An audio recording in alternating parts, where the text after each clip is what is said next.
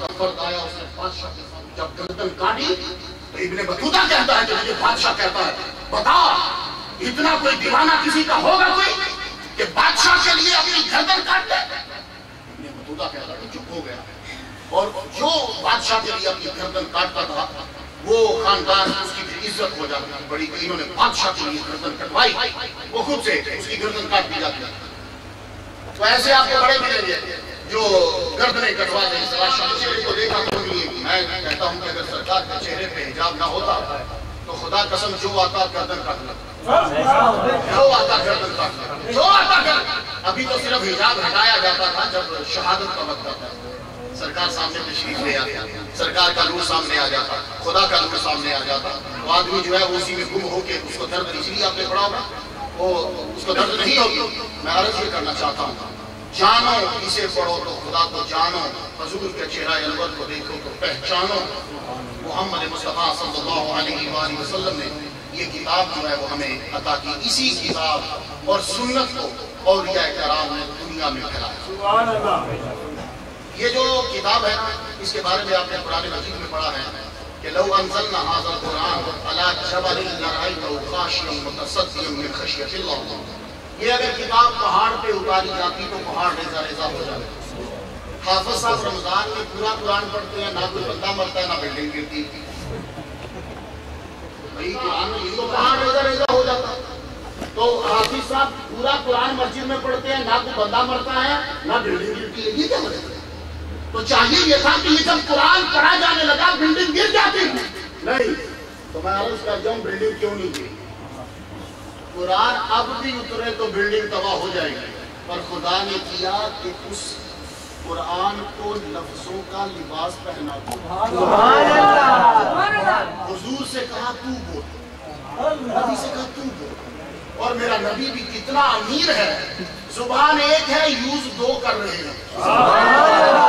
जुबान एक है, खुदा भी इस्तेमाल कर रहा है, मोहम्मद मुस्तफा भी इस्तेमाल कर रहे हैं। और देखो मेरे नबी की अमानत, जब खुदा बोलता है तो हुजूर कह देते हैं भाई ये कुरान था, और जब नबी बोलने लगता है तो कह देता है ये हदीस थी। और मैं सहाबा में भी कुर्बान जाऊं, या रसूलल्लाह हमें क्या पता, तू जो कहेगा वही होगा। तो एक ही जुबान को देख रहे हैं, आप जो कहेंगे वही, हमें क्या पता। और फिर देखो ये जो कुल है ना, ये कुरान में नहीं होने चाहिए थे आपके असलूबे गुफ्तगू के मुताबिक। ये चीफ एडिटर साहब भी मशहूर है। कुल का माना होता है कहो, कहो को कुरान में नहीं होना चाहिए था। मैं आपको मिसाल देता हूँ। अफजल साहब से मैं कहूँ, अफजल साहब कहो कि बंदो आ जाओ, तो ये कहेंगे ऐ बंदो आ जाओ, तो ये नहीं कहेंगे कहो ऐ बंदो आ जाओ। ये कहो निकाल देंगे, ऐ बंदो आ जाओ कहेंगे, बाकी कहना भी ये चाहिए। हज़रत नकीब साहब खुलफा बैठे हैं उनके, इनसे मैं कहूं कि हुजूर आपने दावत की तो आप दूसरों को कहिए कि अंदर आ जाइए, तो ये नहीं कहेंगे कि कहिए कि अंदर आ जाइए, ये कहिए निकाल देंगे, अंदर आ जाइए कह देंगे। पर मेरे नबी की अमानत देखो, खुदा ने कहा कुल हुवल्लाहु अहद, ऐ नबी क्या कि वो अल्लाह एक है, तो नबी ने कुल भी मिस नहीं किया। इससे बड़ा अमीर दुनिया में कौन होगा? हालांकि उर्दू का सिर्फ अखबारों वालों से पूछो, ये लिखते हैं, इनसे पूछो, और आप लोगों ने भी बीएम ने किया है, कुल का तुक नहीं बनता कुरान में। लेकिन नबी की अमानतदारी देखो कि रब ने कुल कहा था, कुल भी वैसे ही बीच में लिख लिया। कहो वो अल्लाह वाहिद अल्लाह औज़ु बिरब्बिन नास, कहो अल्लाहु अकबर। इस जैसा अमीन दुनिया में कौन होगा? मोहम्मद मुस्तफा सल्लल्लाहु अलैहि वसल्लम। ये कुरान मजीद को लफ्जों का लिबास पहनेंगे। इसके अंदर करंट है, अगर मैं इसको छील दूं और हाथ लगाऊं तो मैं क्या काम सकता? तो हमारे एहसान के लिए लोगों ने क्या किया कि बिजली को प्लास्टिक का लिबास पहना दिया। अब जब प्लास्टिक का लिबास पहनाया तो मैं हाथ लगा रहा हूं, मैं मर नहीं रहा। खुदा ने एहसान किया कि कुरान को मोहम्मद के अल्फाज का लिबास पहना दिया।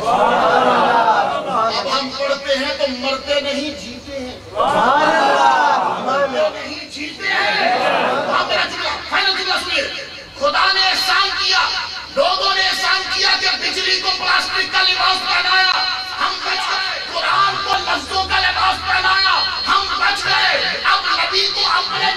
بشر نہ کہنا، خدا نے احسان کیا، نور کو بشر کا لباس پہنا دیا۔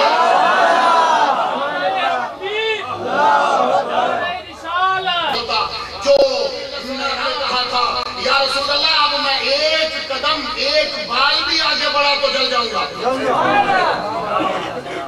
اب میں ایک آگے بڑھا تو جل جاؤں گا۔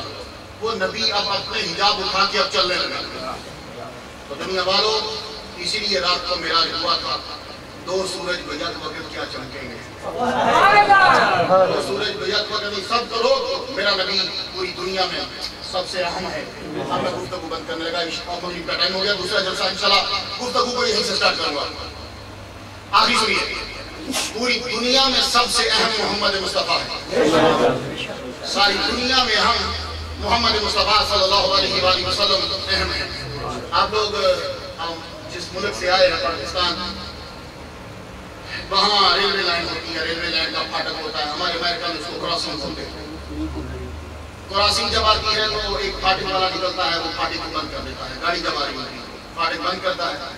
امریکہ میں یہ ہوتا ہے، بندہ کوئی نہیں ہوتا، جو ہی گاڑی پٹری پہ آتی ہے تو ایک خاص جگہ پہ جب اس کا لگتا ہے وہ پہیا تو وہ ایک دم سے پوری لائٹ جلتی ہے اور وہ پھاٹک ایک ہی بھٹی کا ہوتا ہے، وہ نیچے آ جاتا ہے آہستہ آہستہ۔ سارے بندے رک جاتے ہیں کیونکہ ان کو پتا آگے جائیں گے مر جائیں گے، سارے رک جاتے ہیں۔ اب ذرا توجہ رکھیے، کراسنگ پہ میں رک گیا، کراسنگ پہ صدر تھا وہ بھی رک گیا، کراسنگ پہ سب رک گئے۔ ہم نے کہا پھاٹک کیوں بند کیا؟ بولے گاڑی آ رہی ہے۔ ہم نے کہا ہمیں روکا کیوں ہے؟ بولے گاڑی آ رہی ہے۔ تو ہم نے کہا گاڑی کو روکو، ہمیں جانے دو۔ بولے نہیں، وہ اہم ہے، وہ اہم ہے، اس میں بندے زیادہ ہیں، اس نے جانا ہے، اسے جانے دو، وہ اہم ہے۔ تو پھاٹک پہ مجھے روکا، وزیر کو روکا، سفیر کو روکا، روکا تھا اسے جانے دو، تم رکو، وہ اہم ہے۔ تو پھاٹک بند، ہمیں روکا، اسے جانے دیا۔ محمد مصطفیٰ صلی اللہ علیہ وسلم معراج پہ جانے لگا، سورج تو رک، چاند تو رک، ہوا تو رک، زمین تو رک، نبی تو چل۔ یا اللہ یہ کیوں کہا، یہ اہم نہیں، میرا محبوب ہے، جو اہم ہو وہ چلے گا، وہ غیر اہم نہیں۔ اس لیے کہ کائنات میں نے محمد مصطفیٰ